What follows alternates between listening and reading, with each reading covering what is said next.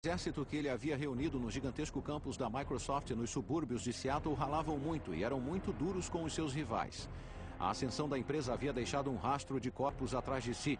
Havia o Lotus, havia o World Perfect, havia o Borland, havia o Novell, até mesmo a poderosa IBM, todos deixados de joelhos. Gates agora era um dos homens mais ricos e influentes na face da Terra, e ele sabia disso. Certa noite, em um jantar, ele e alguns amigos discutiam a eleição de Bill Clinton à presidência, e Bill Gates soltou essa: "Eu tenho tanto poder quanto o presidente tem." A mulher dele o chutou embaixo da mesa ao ouvir isso, mas a verdade é que ele podia ter razão. Para muitos, o poder de Gates era sedutor, irresistível. Se você era um engenheiro de software jovem e faminto como Thomas Werdon, ou Harvey Partovi, ou um executivo experiente como Sam Jadala, a Microsoft era o lugar para se estar. Um lugar onde não importava se você era bonito ou atlético.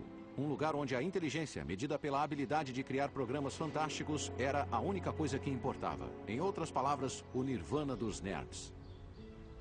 No início dos anos 90, o campus da Microsoft abrigava uma cultura muito dinâmica. Havia muitas das pessoas mais inteligentes em ciência da computação de todas as idades. Mas, no geral, era uma empresa surpreendentemente jovem. A idade média na empresa era 26, 27. A Microsoft não era a maior empresa de software do mundo, mas de um jeito estranho era a mais badalada e estava claro. Simplesmente você sentia uma coisa ao passar pela porta. Era um tipo de arrogância que acompanhava todo mundo que trabalhava na Microsoft. Não eram só os engenheiros. Entrei na Microsoft em 1987 e era um grupo de pessoas que queria vencer. Era um grupo de pessoas muito agressivas com toda a concorrência que havia. O comportamento da Microsoft era mesmo radical, mas a sua inspiração não era tanto a arrogância, mas sim o medo e a insegurança. Gates sabia que a qualquer momento algum iniciante qualquer numa garagem em algum lugar poderia surgir e derrubar a Microsoft do mesmo jeito que eles fizeram com outros. E junto com seu primeiro tenente, Steve Ballmer, ele estava determinado a impedir que isso acontecesse. Diferentemente de Gates, que havia largado a faculdade, Ballmer tinha se formado em administração. Enquanto Gates era o superego da Microsoft, magricela e cerebral, Ballmer era o Ed feroz, corpulento e emotivo. Não era nada comparado ao próprio Gates, o mais inteligente de todas as pessoas inteligentes da Microsoft. Um crânio que não aceitava bem nenhum revés, se é que ele sofria algum. Isso é ridículo. Mas eu não isso vou é usar necessário. essa coisa. Não. Alguém está confuso. Alguém não está pensando. Quer dizer, nunca mesmo. Vocês nunca entenderam o princípio da coisa. Todas as vezes que me encontrei com Gates, houve apenas um elemento consistente. O momento em que ele dizia que alguma coisa que eu disse tinha sido a coisa mais estúpida que ele já tinha ouvido. E eu nem trabalhava para o cara. Mas Thomas Werdon, sim. E ele se lembra de seu primeiro encontro com Gates como uma das experiências mais irritantes de sua vida. Ele não é conhecido por distribuir elogios. Ele só dizia, tipo... É bom, tá bom.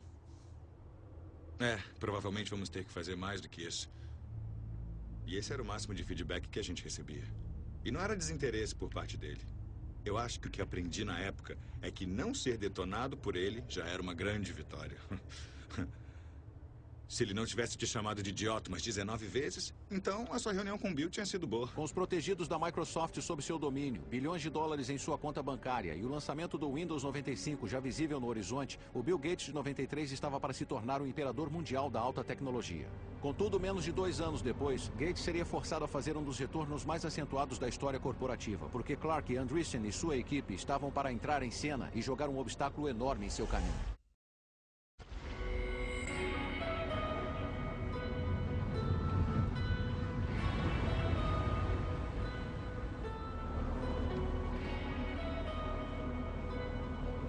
Algumas partes do mundo sempre foram ímãs para certos tipos de pessoas. Los Angeles atrai atores, Las Vegas atrai jogadores e Paris atrai artistas. Esta faixa de 50 quilômetros entre São Francisco e São José sempre foi um ímã para, digamos, aqueles com inclinação para a tecnologia.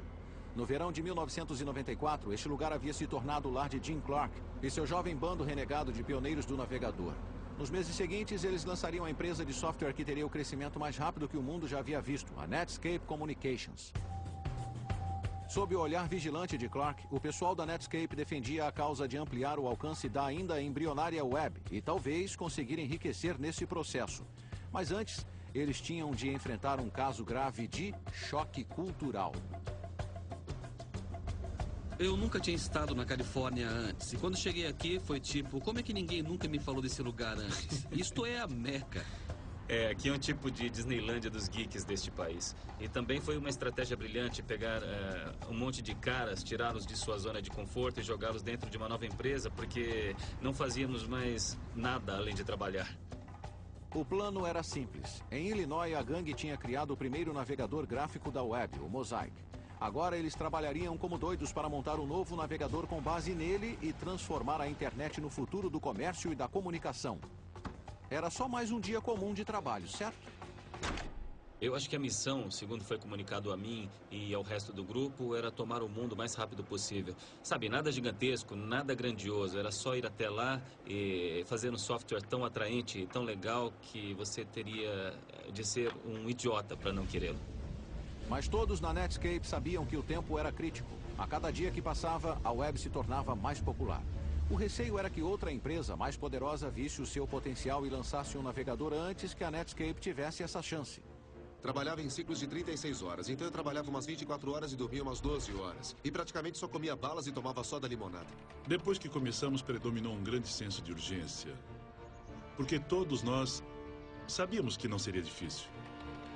E eles tinham razão em se preocupar porque em Seattle, apesar de Bill Gates ainda ter as suas dúvidas sobre a web, alguns funcionários já sabiam da Netscape. Thomas Verdon, em certo momento, contatou a jovem empresa para farejar informações e descobriu que, apesar de seus temores, a Netscape em público emitia outra vibração, a de suprema arrogância. Sabíamos da existência deles à distância, então eu telefonei, falei com o executivo de lá e, basicamente, o cara me mandou plantar batata. Eu pensei, nossa, os outros para quem eu ligava reagiam tipo, a Microsoft tá ligando. A Netscape? 15 minutos depois me mandou, não estamos interessados.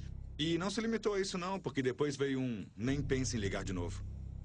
E quando você trabalha na Microsoft, você acaba ficando acostumado a ser o senhor da indústria e todo mundo acaba venerando você em algum momento. E nada. Ficou claro que culturalmente a Netscape já percebia a Microsoft como aqueles a combater. No dia 13 de outubro de 1994, após meses de programação febril, o novo navegador da web da Netscape, o Navigator, finalmente chegou às ruas. A partir desse momento, o conflito era inevitável e a Netscape no papel de Davi e a Microsoft como o pujante Golias. Você pode não achar que Davi teria muita chance nessa luta, mas desde que foi lançado o Navigator, o navegador da Netscape fez sucesso instantâneo.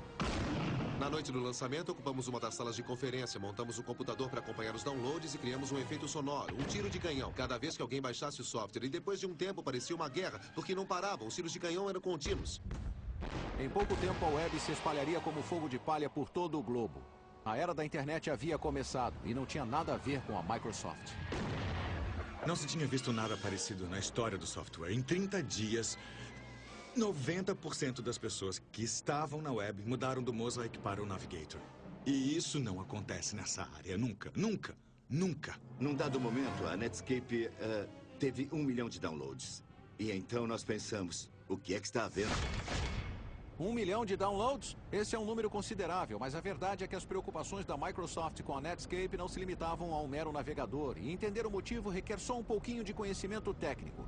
No ramo da informática, as empresas que têm o maior poder controlam o que é conhecido como plataforma de software. É o software sobre o qual os outros programas rodam. Com seu quase total monopólio com o sistema operacional Windows, a Microsoft controlava essa plataforma. E sobre ela aconteceu toda a ascensão e queda no ramo da informática. Durante muitos anos era impossível imaginar que qualquer um pudesse desafiar a sua supremacia. Mas então os muitos rivais de Bill Gates no Vale do Silício começaram a imaginar um futuro diferente, no qual o navegador poderia ser uma plataforma alternativa, onde você poderia satisfazer todas as suas necessidades online, e assim nivelando a concorrência na indústria e transformando o Windows, o software mais rentável na história do homem, totalmente irrelevante. De repente nos demos conta disso. Uau, a blindagem tem um ponto fraco. Existe um jeito de alguém derrotar a hegemonia do Windows.